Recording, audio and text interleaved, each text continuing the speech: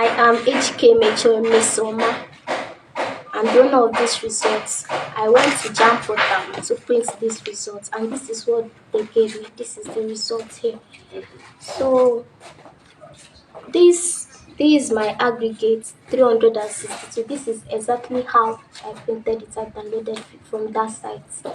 So they now saying that I forged my results is what I don't know, and I'm traumatized that they accused me of forging my own results because I am not capable of this forging results. This is the evidence. Okay, they say that I forged my results. They scanned this QR code there, and it showed another name, a Yoruba name, Omotola Afolabi, 138. And that same person that got 138, they checked again, the person got 338. Meaning that problem. There is problem somewhere. So, and we went to Commissioner of Education office on Friday last week.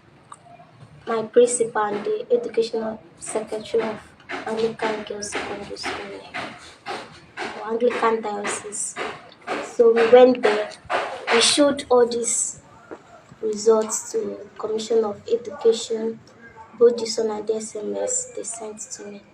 And she snapped it and sent to the JAMB official. They called back saying that this is a forged result, that I forged it myself, that the JAMB office don't have the record of this. So they now say that I forged it, and they called the DSS over to come to her office. The DSS, they took us to their office, and we made our statements there, and they said they will contact us later, that they are going to investigate these results to know where the source came from. So that's what they said. And instead of them to wait for the investigation to be over, they posted that I forged my results without confirming. So I'm really sad that that's it. And it's not that since my nursery school I've been taking first, I'm a brilliant girl. It's not that I'm an illiterate person that will go and forge her results because I'm not intelligent to impress people. I've been taking first position since my nursery school.